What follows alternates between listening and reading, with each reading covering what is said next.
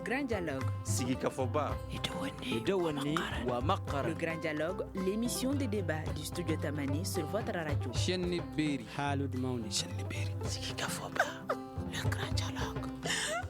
Paludisme, le vaccin introduit en avril dernier est-il efficace? Sur le thème du grand dialogue de ce soir, près d'1 million de doses de vaccins contre le paludisme, considérées comme la première cause de mortalité, ont été expédiées en mars 2025 au Mali pour la première fois. En avril dernier, les autorités sanitaires ont administré la première dose de vaccin contre le paludisme. Ainsi, le Mali est devenu le 20e pays en Afrique à introduire le vaccin antipaludique dans son programme de vaccination de routine avec l'appui de l'Alliance des vaccin Gavi. Cette expérimentation a-t-elle été efficace contre la malaria? Comment évolue aujourd'hui la lutte contre le paludisme au Mali? On en saura davantage dans ce grand dialogue avec nos invités. Dr Vincent Sanogo, paludologue, conseiller technique et managérial à la direction du Programme national de lutte contre le paludisme. Ibrahima Adja Keita, conseiller technique à la FENASCOM, Fédération nationale des associations de santé communautaire, et Dr Ousmane Li, secrétaire à l'organisation et à la communication du collectif pour la promotion de l'éthique et la déontologie des professionnels de santé. À la présentation, je suis Imrana Kilomega, invité auditeur, téléspectateur, bonsoir et bienvenue. Le Grand Dialogue. Nous allons commencer avec vous, Dr Vincent Sanogo. Comment se présente aujourd'hui la situation du paludisme au Mali? Ok, merci beaucoup, M. Maïga, pour cette question. Alors, comme vous l'aviez dit, le paludisme constitue encore un problème de santé publique, malheureusement, dans notre pays, parce que c'est la première cause de consultation dans nos établissements de santé. Environ 40% des patients qui consultent nos établissements de santé viennent pour une cause de paludisme. Et malheureusement, quand vous prenez les décès, sur 100 décès, vous aviez environ 30 décès qui sont dus encore au paludisme. Donc ça reste un problème très sérieux de santé publique dans notre pays. Et ce n'est même pas seulement que dans notre pays, parce que c'est aussi la première cause de morbidité parasitaire dans le monde entier. Les statistiques de l'OMS disent que seulement en 2023, nous avons enregistré plus de 260 millions, environ 263 millions de cas de paludisme dans le monde entier. Et 95% de tous ces cas sont survenus en Afrique subsaharienne. Et environ 600 000 décès sont encore enregistrés chaque année dus au paludisme. Donc ça reste encore un fléau, en tout cas pour la santé mondiale et particulièrement pour la santé de notre population. Concernant les statistiques nationales, au Mali, en 2024, on a enregistré combien de cas? Bon, au Mali, en 2024, nous avons enregistré environ 3 800 000 cas de paludisme. Ça, c'est ce que les établissements de santé ont enregistré. Mais ça ne prend pas en compte les populations qui ne fréquentent pas les centres de santé. Donc, ceux qui sont venus au niveau des centres de santé, les hôpitaux et tout, toutes les structures de santé, nous avons enregistré environ 3 800 000 cas. Et sur ces, il y a environ 30% des cas qui sont survenus chez les enfants de moins de 5 ans. Et il y a eu malheureusement plus de 1600 décès dus à ce fléau dans notre pays en 2024. Donc on peut dire que la malaria régresse ou ça progresse au Mali? Bon, on peut dire que en quelque sorte, c'est stagnant durant ces 5 dernières années. Dans les 10 dernières années, nous avons connu en tout cas des grands progrès. Malheureusement, depuis 2020 maintenant, on assiste à une stagnation des statistiques. Il n'y a plus assez de réduction, en tout cas, de la morbidité ni de la mortalité. Il y a des années où même on assiste à une augmentation du nombre de cas. Voilà, ça peut être souvent dû au changement climatique aussi, qui fait que souvent nous avons des augmentations de cas dans certaines années. Mais il y a des stratégies que nous avons mises en place pour pouvoir contrôler en tout cas ces flambées de cas de paludisme dans notre pays. D'accord. Docteur Li, pourquoi le paludisme tue au Mali et en Afrique? Merci bien pour cette question. Je profite pour saluer les téléspectateurs et vous-même de nous inviter sur ce plateau. Le paludisme tue parce que c'est une maladie grave et c'est une maladie infectieuse due à un parasite. Et comme je me rappelle bien, mes chers maîtres, feu le professeur Ogo Barandou disait que ce parasite est extrêmement intelligent. Et c'est la raison pour laquelle beaucoup de stratégies sont mises en place pour le contrôler la maladie, contrôler le parasite, mais on a quelques difficultés jusqu'à présent. Et c'est ce qui fait que la vaccination est une des pistes. Donc le paludisme tue beaucoup parce que c'est une maladie grave. Comment les médecins se mobilisent pour faire face à cette situation? Les médecins se mobilisent en prenant soin des patients qui arrivent. Mais le problème que nous avons, c'est que nous ne pouvons soigner que ceux qui arrivent à nous. Ceux qui n'arrivent pas à nous, c'est assez difficile. Et le problème, c'est que souvent, ils arrivent en retard. Donc, c'est ce qu'il faut peut-être résoudre. Et nous pensons que de plus en plus, la maladie survenant dans la communauté, donc nous devons beaucoup travailler avec les tradithérapeutes. Parce que c'est clair, les gens font appel à ces personnes-là quand ils ont des problèmes. Nous ne devons pas les ignorer dans notre système. Nous devons les impliquer pour faire en sorte que quand il y a des cas de paludisme, qu'ils soient référés le plus vite possible pour que nous ne perdons pas ces patients. En vous entendre quand vous dites qu'ils arrivent en retard, est-ce à dire que c'est des cas sévères qui arrivent dans les hôpitaux ou des cas simples? Oui, généralement, si vous voyez que la mortalité est assez élevée dans les hôpitaux, c'est parce que quand ils arrivent, c'est un peu tard. Les statistiques sont claires là-dessus. Si ce n'est pas tard et qu'ils arrivent à temps, on va récupérer, on va pouvoir contrôler la maladie et guérir la personne. Parce que ce qui est intéressant, c'est que jusqu'à présent, on a encore des molécules qui nous permettent de guérir le paludisme. Même s'il y a eu des cas de résistance avec d'autres molécules, mais le protocole que nous avons actuellement marche. Et si on perd les enfants, si on perd quelques femmes enceintes, on ne le souhaite pas. C'est parce que les gens arrivent très souvent en retard pour être pris en charge. Est-ce que nos hôpitaux disposent des moyens nécessaires pour faire face à cette maladie? Oui, aujourd'hui, les hôpitaux disposent des moyens nécessaires. Parce que quand vous regardez, je pense que le paludologue va encore parler mieux que moi. Les protocoles thérapeutiques avec l'arsenal thérapeutique que nous avons, c'est disponible. Ce n'est pas non plus très cher. Et donc, les hôpitaux ont ces moyens. Les centres de santé ont ces moyens. Oui, souvent, il peut y avoir quelques ruptures. On peut le comprendre parce que ça, c'est inhérent à tout fonctionnement de système humain qui est en place. Mais aujourd'hui, nous pouvons dire qu'on a les moyens pour arriver à bout des cas de paludisme sans beaucoup de problèmes. Mais, comme on appelle ça, c'est des questions de sensibilisation. Bon, je vois notre ami de la finance comme sourire. Oui. Peut-être qu'il a d'autres avis. On va l'écouter. D'accord.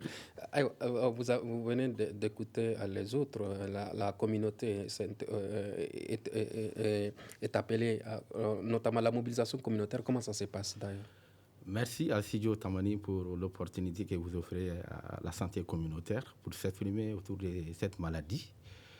Et comme vous le savez, comme l'a dit les prédécesseurs, qui constitue aujourd'hui la première cause de morbidité et de mortalité chez les enfants de moins de 5 ans et surtout les femmes enceintes. Et la lutte contre cette maladie n'est pas l'apanage seulement des structures médicales ou des médecins. La communauté joue un rôle extrêmement important dans la lutte contre le paludisme au Mali, à travers des actions de prévention, des actions de sensibilisation et des actions d'information qui sont aujourd'hui essentielles dans la lutte contre le paludisme au Mali. Les enfants de moins de 5 ans, les femmes enceintes sont issus de la communauté. Raison pour laquelle c'est aujourd'hui pour nous, acteurs de la santé communautaire, de prendre à bras de corps la lutte contre cette maladie au Mali. Comme vous le savez, c'est la première cause de fréquentation de nos structures de santé, avec parfois 30% et en période de crise jusqu'à 50%. C'est dire qu'aujourd'hui, la lutte contre cette maladie doit être la priorité de la communauté. Devons-nous nous interroger sur l'inefficacité des campagnes de sensibilisation dont vous parlez, puisque quand on écoute les statistiques, quand on regarde les statistiques données par le PNLP, on s'interroge sur les campagnes de sensibilisation saisonnières. Oui. Effectivement, ces campagnes de sensibilisation saisonnière qui débutent souvent en 4 ou 5 passages, au niveau des communautés, nous sensibilisons beaucoup la communauté à accepter d'abord cette stratégie. Elle est efficace.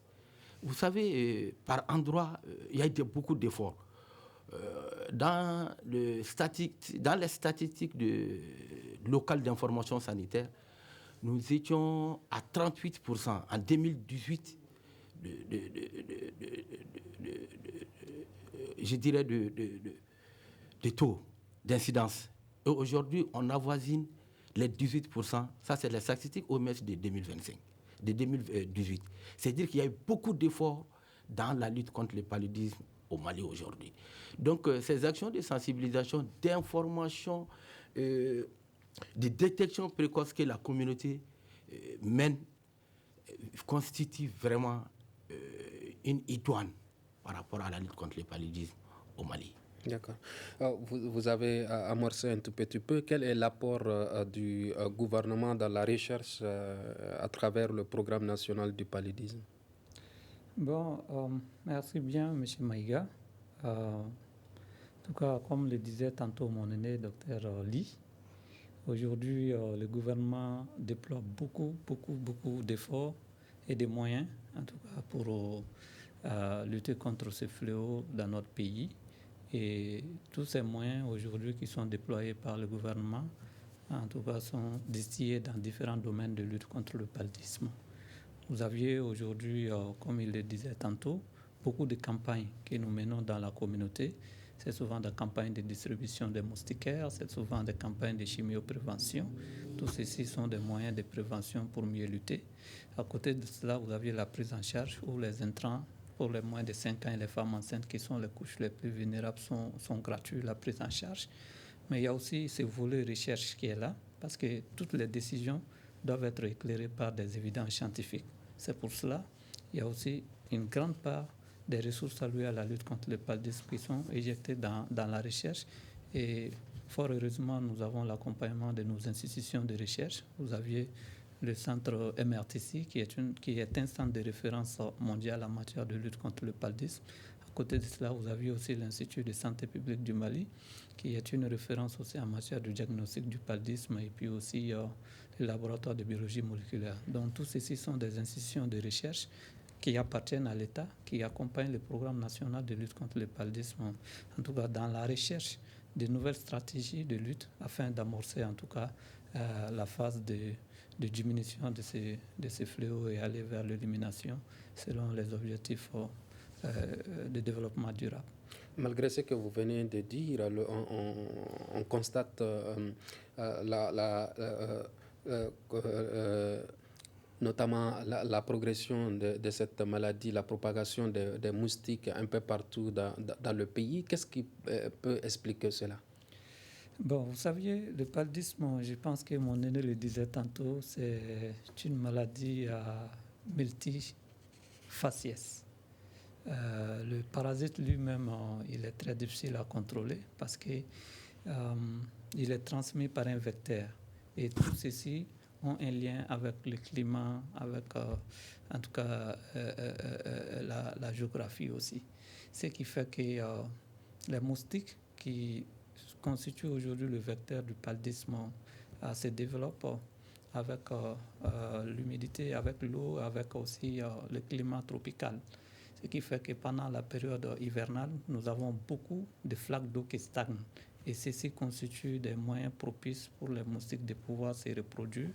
Et quand il y a beaucoup plus de moustiques, la transmission devient intense. Donc c'est pour cela que nous devons beaucoup mettre l'accent sur la sensibilisation. C'est pour cela que j'ai fait un clin d'œil à mon ami de la société civile pour quand même que nous puissions avoir cet engagement communautaire, cet engagement de la société civile afin que, en tout cas, les mesures de prévention, les mesures d'assainissement, d'hygiène d'assainissement qui sont préconisées par les autorités sanitaires puissent être adoptées par la communauté afin de freiner la propagation de la transmission de cette maladie. D'accord.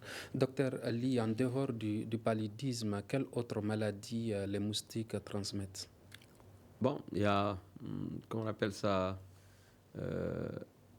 la dengue, par exemple, qui est transmise par les moustiques, mais pas le même moustique que celui du paludisme. Donc, c'est le moustique tigre, donc, qui est, comme on appelle ça, en bambara, on appelle ça Real Soso. Donc, il y a aussi la fièvre jaune, qui est aussi transmise par des moustiques. Donc, mais la particularité du paludisme est que l'anophèle pique la nuit ou en début de soirée. Donc, les moustiques qui piquent la journée vont transmettre plutôt la dengue ou la fièvre jaune et autres maladies dont les entomologistes sont les spécialistes. Le paludologue en pourra parler plus que moi, parce que moi, je suis spécialiste en santé publique et santé numérique. Mais ce qu'on peut dire, c'est que la question de l'assainissement est primordiale. Et moi, quand je regarde ce qui se passe souvent dans nos pays, c'est triste. Parce que nos sociétés étaient caractérisées par la propreté. Alors, ce qui est dramatique, c'est de voir que nous nous plaisons maintenant dans des environnements insalubres. Nous nous sommes habitués à ces environnements. D'où il faut vraiment que chacun fasse son examen de conscience. En tant que responsable dans sa communauté, dans sa maison, de faire en sorte que nous soyons propres dans notre environnement. Et si nous sommes propres, on va voir que beaucoup de maladies vont disparaître, pas seulement le paludisme. Et les pays qui ont éliminé beaucoup de maladies, c'est par ces mesures-là qu'ils les ont éliminées, en faisant en sorte que le poids du vecteur soit le plus faible possible, et puis les autres stratégies vont accompagner. D'accord. Alors, on parlait tout de suite, la communauté, d'ailleurs le Mali a récemment introduit un vaccin contre le paludisme. Est-ce qu'il y a eu une mobilisation communautaire autour de ce vaccin-là?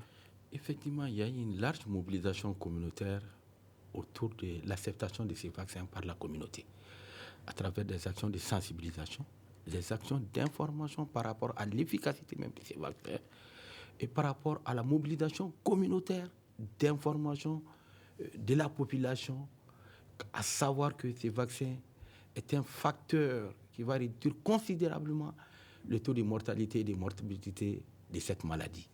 Donc, il y a eu des activités de sensibilisation, de mobilisation communautaire à travers nos leaders religieux, à travers nos agents de santé communautaire qui ont compris qu'il faut aller vers l'élimination à l'élimination de cette maladie par l'adhésion et l'acceptation de ces vaccins. Après la première dose du vaccin, quel est le constat que vous avez eu à faire sur le terrain? Le constat, c'est d'abord la réduction de la fréquentation de nos centres pour cause de palud. Ça, ce constat est réel déjà, nous avons remarqué à travers la diminution des cas de décès au niveau des structures sanitaires. C'est lié au vaccin ou c'est lié tout simplement au traitement traditionnel comme Lee l'a expliqué dans ses premières interventions? Oui, on peut dire que c'est lié à l'efficacité du vaccin. C'est vrai, il parle des tradithérapeutes. Les autres acteurs de la santé communautaire aussi sont là. Il y a les ASC, il y a les leaders communautaires qui sensibilisent beaucoup par rapport aux résultats du vaccin. Comme il l'a dit, des efforts considérables quand même ont été déployés, ont été mis en place par les communautés par rapport à la sensibilisation, accepter d'abord ces vaccins et autour même de l'efficacité de ces vaccins. Le résultat est là aujourd'hui à travers la baisse de la fréquentation des structures de santé et la baisse également du taux de décès au niveau des structures sanitaires. D'accord. Ouais. Quels résultats vous obtiendrez de la première expérience d'introduction du vaccin dans le pays? Ok, merci. Donc, je voudrais d'abord dire que le vaccin, il est là, certes. Il a une efficacité approuvée. Et c'est pour cela, d'ailleurs, que l'OMS l'a recommandé aux pays endémiques du paludisme. Mais le vaccin, lui seul, n'est pas suffisant pour prévenir. Il faut une combinaison, il faut un mixage d'interventions afin d'aller vers, en tout cas, la réduction souhaitée. Donc, c'est pour cela le vaccin, il doit être accompagné de toutes les autres stratégie de toutes les autres interventions de prévention que nous avons en tout cas mises dans la politique nationale de lutte contre le palu. Aujourd'hui, nous avons ce vaccin. Il est d'abord utilisé chez les enfants de moins de 5 ans. Pour être précis, c'est les enfants de 5 mois à 36 mois. Et donc, l'enfant, il est programmé pour avoir 5 doses pour être protégé. Une seule dose n'est pas suffisante pour pouvoir protéger l'enfant. Il est programmé pour avoir durant 2 à 3 ans 5 doses de vaccin. En ce moment, il est assez protégé jusqu'à ce qu'il ait le temps, selon l'âge, d'acquérir sa propre immunité. Ceux qui ont reçu leur première dose en avril dernier, ont-ils reçu leur deuxième dose? Oui. Ou on est toujours à la première dose? Non, nous avons des données déjà par rapport à cette vaccination. Nous avons une bonne couverture par rapport à la première dose, parce que les 3 premières, comme je l'ai dit, ça commence à 5 mois et les 3 premières doses s'administrent successivement durant les 3 premiers mois. Et après, la 4e et la 5e dose, c'est une année de rappel. Mais nous avons une bonne couverture des premières doses. Mais malheureusement, nous avons un écart entre ceux qui ont reçu la première dose et la deuxième dose, ainsi que la 3e dose. C'est pour dire que nous avons des taux de déperdition. Des gens ils viennent pour la première dose et après, il y a une sorte de relâchement qui font qu'ils ne viennent pas pour les autres doses. Alors que si toutes les 3 doses ne sont pas administrées à 3 mois d'intervalle, en tout cas la protection recherchée n'est pas là. Donc il faut que la population, en tout cas, arrive à comprendre que dès que l'enfant commence, durant les 3 mois successifs, chaque mois, la maman doit amener l'enfant pour qu'il reçoive sa dose. Alors, quels sont selon vous les besoins spécifiques de nos hôpitaux pour faire face à cette maladie, avec notamment l'arrivée de ces vaccins-là? Alors, pour moi, les besoins spécifiques des hôpitaux pour faire face à cette maladie, c'est encore du personnel. Hein. Il faut qu'il y ait du personnel bien formé pour faire la prise en charge. Parce que surtout, nous sommes en période de transmission élevée. Pendant la saison des pluies, la transmission est élevée. Donc, les cas viennent nombreux. Et donc, cela amène une surcharge de travail pour les professionnels de santé qui exercent là. Donc ça, c'est le premier point. Le second point, oui, il faut que les intrants soient disponibles. Les intrants, ça veut dire les médicaments. Les médicaments soient disponibles. Et or, nous savons très bien que le monde, globalement, est en crise actuellement. Et donc, il y a des médicaments que nous ne fabriquons pas. Donc, si nous ne fabriquons pas, ceux qui fabriquent, ils vont se servir. Le Mali n'a reçu que près d'1 million de doses de vaccins, n'est-ce pas? Et ces 1 million de doses suffisent. La vaccination la question est par rapport aux hôpitaux. Oui. Parce que si vous parlez de la vaccination, qu'est-ce que la vaccination va faire? La vaccination va aider les hôpitaux à ce que les cas graves ne se multiplient pas et y arrivent. Donc en ce moment, si on vaccine très bien, nous, dans les hôpitaux, les gens vont être un peu plus tranquilles. Mais si vous voyez qu'ils ne sont pas encore tranquilles, c'est parce qu'on vient juste de commencer la vaccination. Donc pour moi, il n'y a pas le recul nécessaire pour dire que la pression va être abaissée tout de suite sur les hôpitaux. Ça, c'est très clair. On voit encore des cas graves qui arrivent dans certains hôpitaux. Donc, pour pouvoir résoudre ça, c'est ça que je vous ai dit, il faut de la ressource humaine qualifiée, il faut qu'il y ait des intrants, et puis il faut que la sensibilisation continue quand les gens voient des cas qui posent problème, d'arriver vite dans les structures de santé pour que la prise en charge soit faite. Donc, or, la vaccination est à un autre niveau qui est différent de la prise en charge. On ne vaccine pas à l'hôpital. On soigne à l'hôpital le problème. On vaccine, comme on appelle ça, dans la communauté et au niveau des centres de santé. Si on fait de la vaccination à l'hôpital, ce n'est pas normal. Ce n'est pas le lieu. D'accord. Oui, vous voulez dire que... préciser qu'effectivement, pour cette première année, on a 19 districts sanitaires parce que le Mali aussi, toutes les régions, tous les districts ne sont pas au même niveau de transmission. Vous avez des zones où la transmission est très intense durant toute l'année. Vous avez des zones où c'est seulement 2, 3 mois ou 4 mois que la transmission est assez intense. Donc, on a d'abord choisi là où la transmission est très, très élevée pour d'abord introduire le vaccin là-bas parce qu'il n'y a pas encore une très grande disponibilité de ces vaccins. Donc, c'est pour dire qu'il y a environ 1 100 000 enfants qui sont attendus pour cette première phase de vaccination. Et comme je l'ai dit, chaque enfant doit recevoir 5 doses. Donc on s'attend à un peu plus de 5 millions de doses. C'est vrai que la livraison est séquencée, échelonnée, mais pour cette première phase, ce qui est promis au Mali, c'est plus de 5 millions de doses que nous allons recevoir. Vous avez reçu 1 million, il reste encore 4 millions. Voilà, donc il y a des livraisons qui sont des dates de livraison qui sont échelonnées. Donc, en fonction de la progression, la livraison va se poursuivre. D'accord. En dehors des campagnes de sensibilisation que vous menez notamment, comment faciliter l'accès des populations aux centres de santé afin que les médecins ne soient pas confrontés notamment à des cas sévères? Sur ces points, c'est vrai, il y a la distribution des moustiquaires, il y a la sensibilisation de la communauté par rapport à pulvérisation intradomiciliaire. Il y a aussi la sensibilisation de la communauté, comme le docteur Lee l'a dit tout de suite, à assainir l'environnement.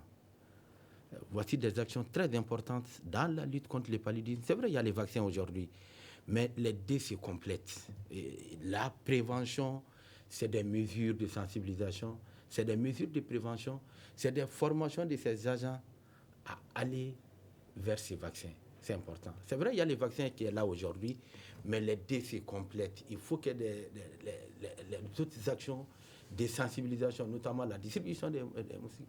Cette pandémie, aujourd'hui, ça touche beaucoup les enfants de moins de 5 ans et les femmes enceintes.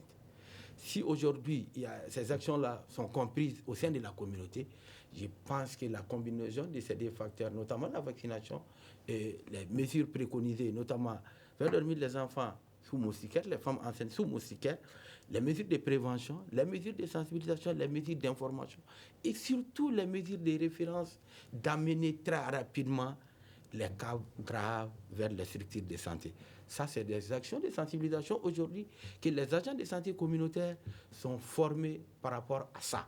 D'accord. Donc, ils maîtrisent très bien à quel moment il faut faire la référence vers les structures de santé. Les vaccins aujourd'hui, c'est vrai, une opportunité, mais les autres actions de sensibilisation, notamment l'assainissement du milieu, l'utilisation des moustiquaires, la salubrité, c'est des actions qui concourent vraiment à compléter la vaccination. D'accord. Docteur Lee, comment lutter efficacement contre le paludisme? Ça, c'est une question, je dirais, assez difficile à répondre. Hein. On va essayer de le faire. Lutter efficacement contre le paludisme, moi, je commencerai par vraiment la question de l'environnement, de notre milieu. Parce que le paludisme est lié à un vecteur. Ce n'est pas seulement les médicaments qui ont fait que le paludisme a disparu, par exemple, en Amérique. Le nom même de malaria, c'est fièvre des marais. Malaria, fièvre des marais. Donc,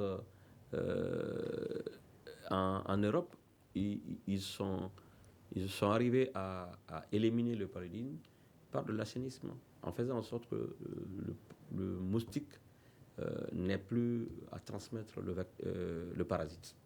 Donc, la première chose, c'est ça.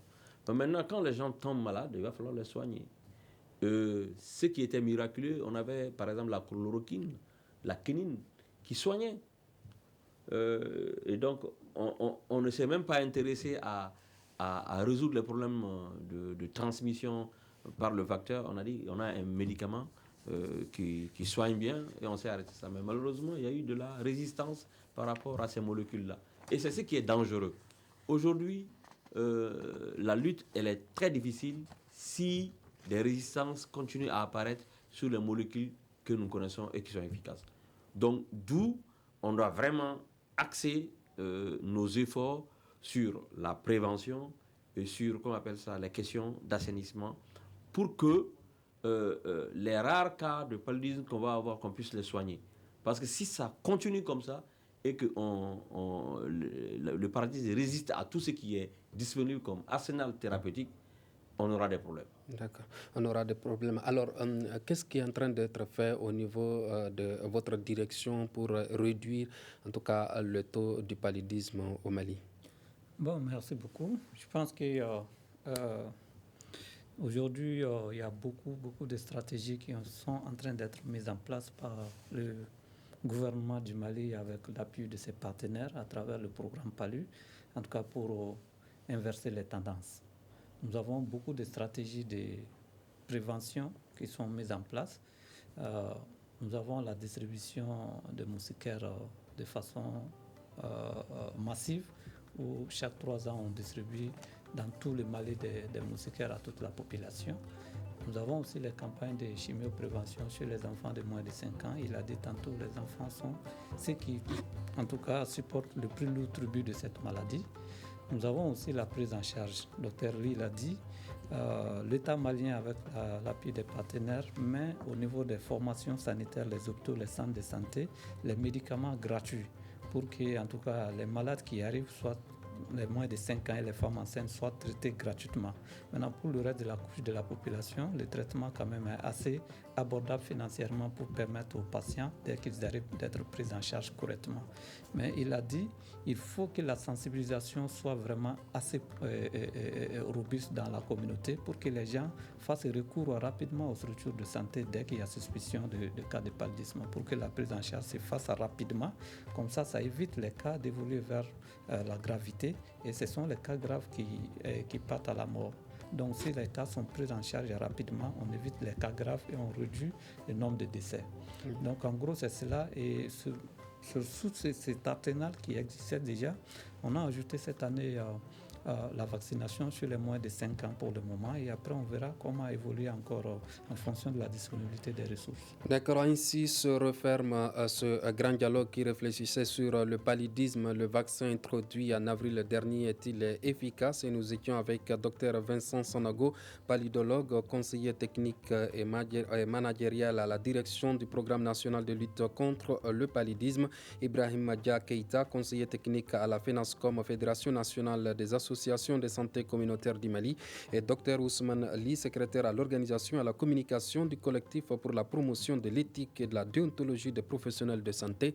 À la présentation, c'était Imrana Kilomaïga. Merci de l'avoir suivi.